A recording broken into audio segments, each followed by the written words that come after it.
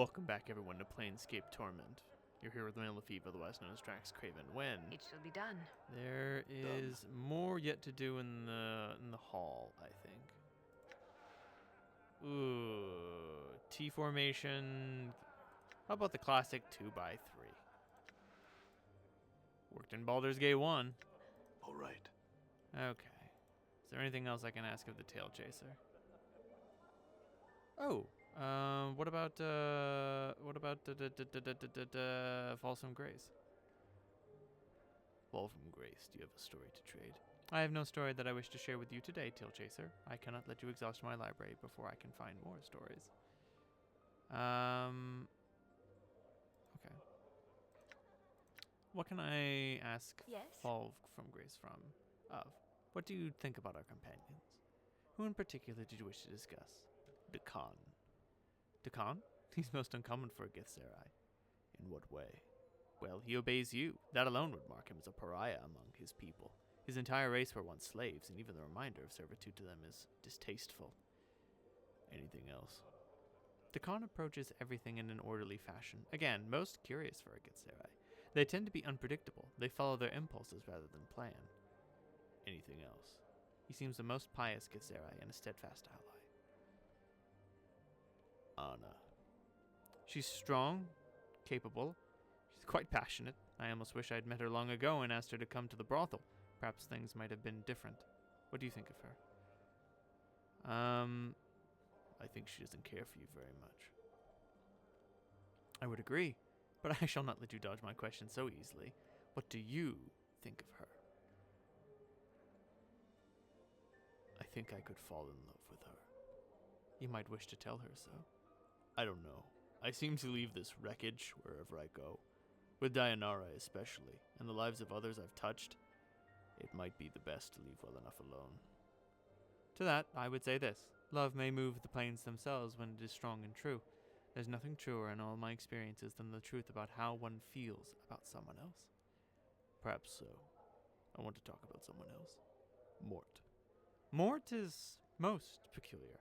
I've seen a great deal in my life, but nothing quite like him. He behaves somewhat like a Mimir. Granted, there's no denying he is knowledgeable, but he has a certain Betorian smell about him. Betorian smell? Yes, he's not a Betazu, at least of any variety I've ever encountered. The smell alone, however, makes me treat the skull with caution. What do you mean when you say Betazu and Betorian? My apologies. Betor is one of the outer planes, the home of a race of fiends called the Betezu. They're evil creatures, yet they are organized and lawful in many ways, in many of their behaviors. Some might call them devils. They believe in contracts, hierarchy. In many ways, they are like evil bureaucrats.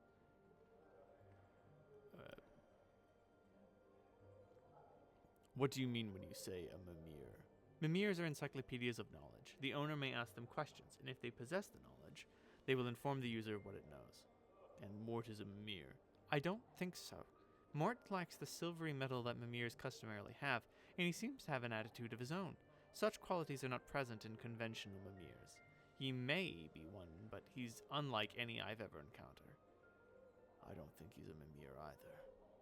Perhaps there is some test to verify his authenticity, but I would not do one if you value him as a friend. If you do, then you must accept what he has told you.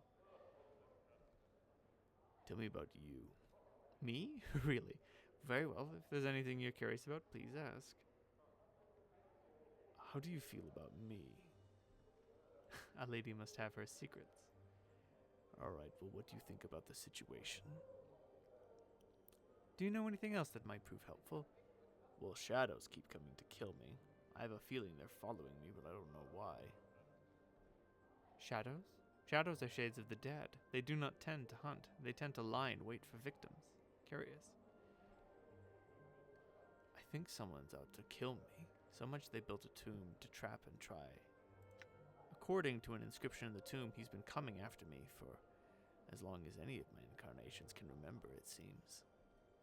Then whoever the killer is, he's lived a very long time to have pursued you so long. Could the killer be immortal as well? Maybe.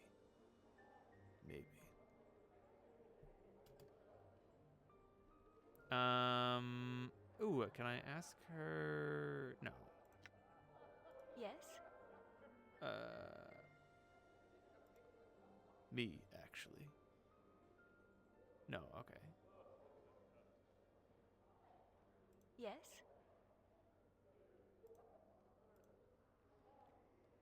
Okay. So asking her really just asks about me. I freely admit that you're something of an enigma, but I find such mysteries intriguing. Should we attempt to puzzle it out? Yes. First, while it's possible that you're a tiefling or somewhere crossbreed, my guess is that you are human, or were once upon a time. All right. Go on. Your appearance is approximately a male in his early 30s. The stitching and scar tissue makes an exact determination difficult. Tell me more. The key to your past is your memory, and it seems that certain locations, events, and people trigger seemingly forgotten things. It would seem to be in your best interest to visit as many locations as possible and speak to as many others as you can. In short, experience your universe as much as you can. A sensate's advice, eh? I would not advise it if I did not practice it, and if you did not already know it to be true. There may be something else that would shed light upon my situation. Okay, and then this is give her more information. Morte. Hey, what's eating you, Chief?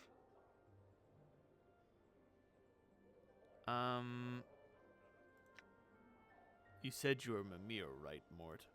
Yeah, Mimir's a floating encyclopedia. You put information in, you get information out. But aren't Mimirs made out of a silvery metal? So, maybe some are, but I'm not. And there's stranger things in the plains than that, Chief. I don't think you're a Mimir, Morte. What are you? What's with the interrogation? What do you know about Mimirs anyway? I know enough to think you're lying to me. Okay, I'm not a Mimir, and I know a lot of stuff, so I might as well be one. What are you, then? I'm a floating skull who knows a lot. Why do you smell like Betor? What would you know about what Betor smells like? Unless you've been talking about me with that Tannery, haven't you? What does she know? She obviously touched on something. That is a Betorian smell, right? Well, yeah, but... yeah. So I smell a little. Excuse me. But why do you smell like Betor? I was in the hells for a while. Kind of a long while. The stench grows on you. You were in the hells? What were you doing there? See, there's this pillar on Avernus. The first layer of Betor, it's called the Pillar of Skulls. It's more like a pillar of heads.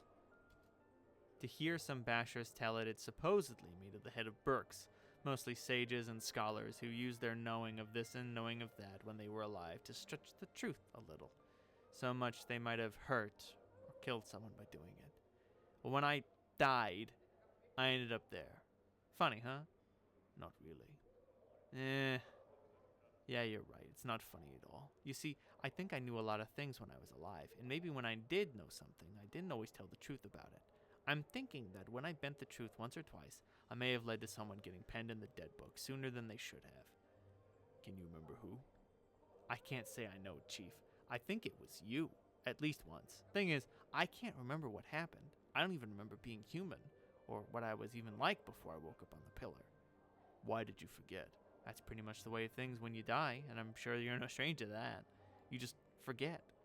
I figure I wasn't a sterling member of the community when I was alive, but hells, who is? It's just that I can't help it. Nothing's worse than being honest all the time.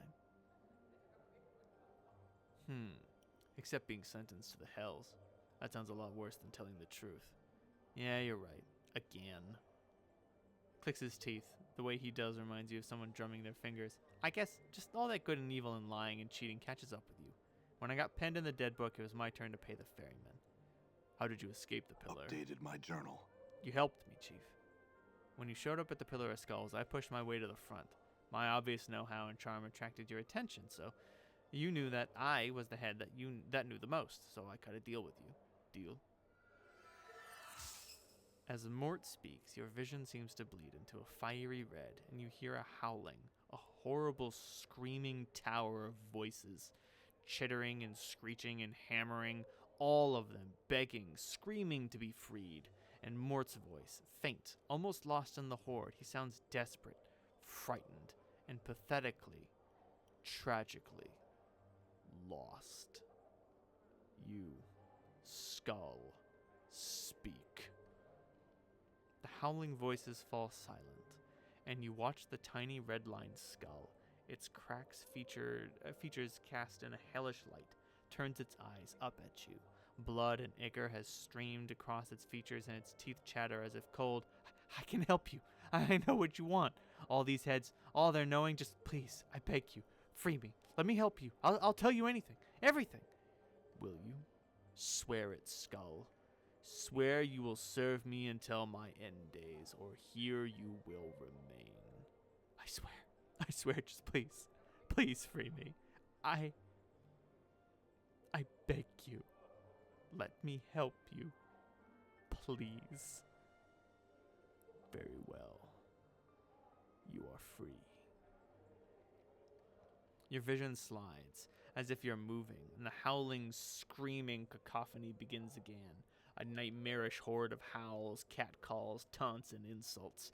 The feeling of your hand sliding into the filthy quagmire of the pillar. The biting of fangs, mandibles, and your hands locking around the tiny skull and ripping, tearing it from the pillar like an old scab. It's done. You look down at the bloody skull in your scarred hands, its eyes covered in ichor from the pillar, and its teeth chatter once, twice. It reminds you of a wailing newborn, helpless, and in the eyes of the man you once were, pathetic. I have freed you. Now your life and your death is mine, Morte. Your vision swirls, the mists of the past drifting away, and Morte is still chattering on. We talked for a while, Chief. You and me, seeing whether the arrangement would work, and I think we both were really impressed with each other, so you invited me off the pillar, and I've kind of been with you ever since. What happened then? I don't know. I'd lose most of the pillar's knowledge once I was out of it. I mean, how was I to know? I'd never been off the damn thing, but you were pretty understanding about it. You lost all the knowledge you said you had. Your vision swirls again, making you dizzy, and you feel your gut churn. You hear the cracking, snapping of bone, and Morte's howls of pain, screaming for someone to stop killing him, and your hand lashing out again and again. Damn you, skull! You lied to me! I'll thrust you back in that damnable pillar and leave you to die there! There is the clatter of bone against what sounds like metal, a floor or a wall, and the skittering of teeth knocked free. You can hear Morte mewling like a beaten dog. For you to know that your suffering on the pillar will be nothing to the torment I will make you suffer. So, you realized I still had my uses, so I took up with you, and I've been with you ever since. What did I want from the pillar? How long ago was it that I freed you? Well, as for how long, I don't know the exact count, Chief. Ages, I suppose. I've done all I could to help you each time, but it's not easy. And as for what you wanted at the pillar, I don't know. Once you pried me off, I couldn't remember. Why didn't you say something back when we were at the mortuary? Because I never know who you're going to be. Some of your incarnations have been stark raving mad.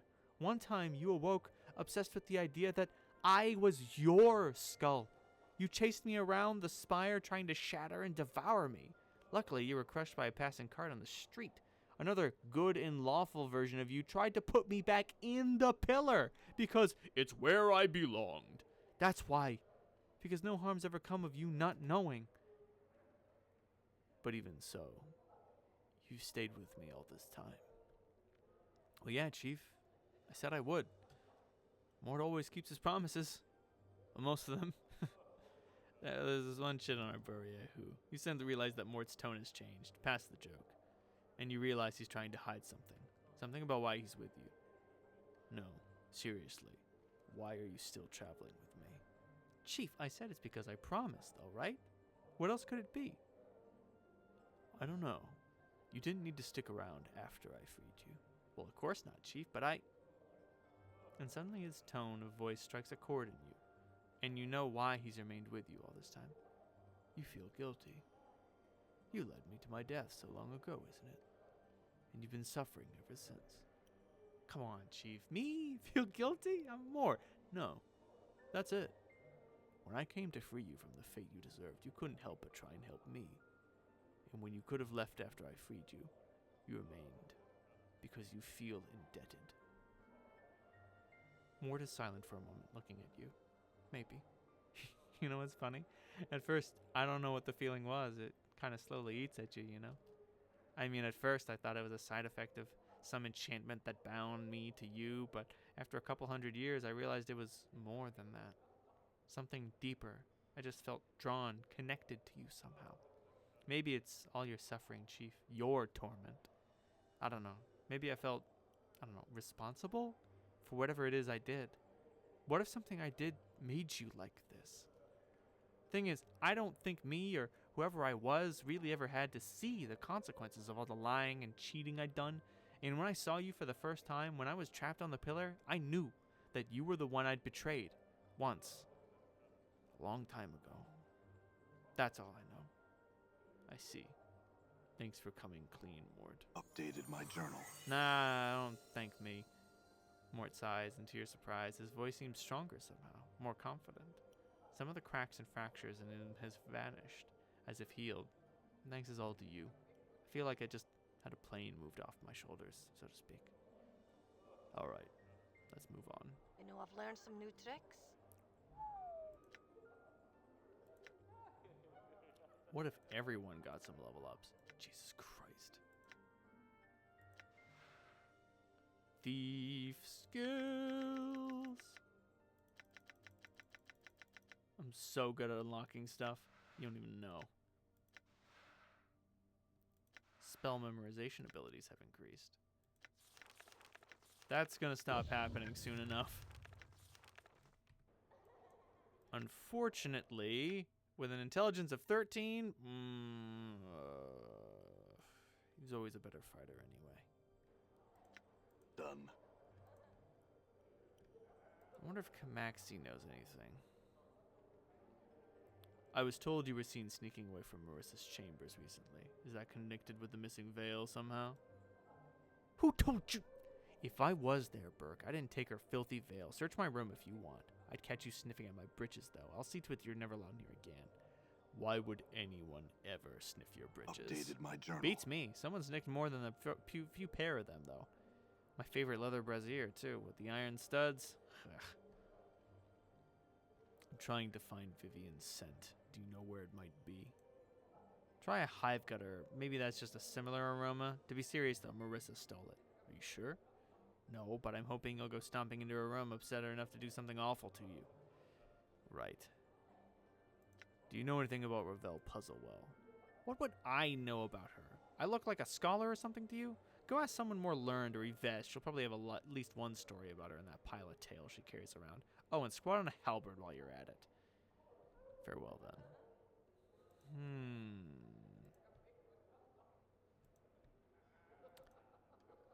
Maybe I can ask Dolora about Echo? No, I need the keys to her heart before she'll start talking about that topic.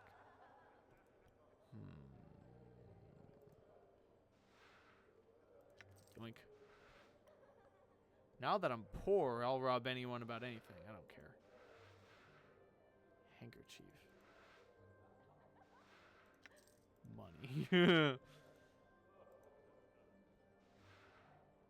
Another used handkerchief. Very well. Wait, no. Might as well.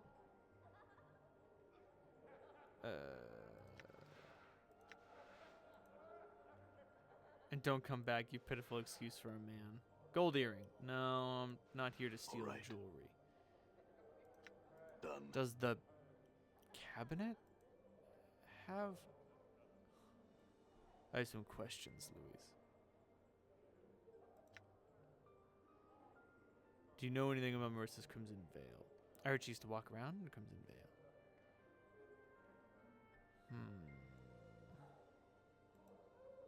Oh dear, yes, I had heard about that. Most unfortunate.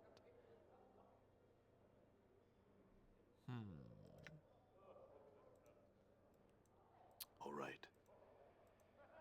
I'm gonna dip. Move on to something else. Maybe get Delora the keys to her heart. I'm gone. Maybe that'll open things up for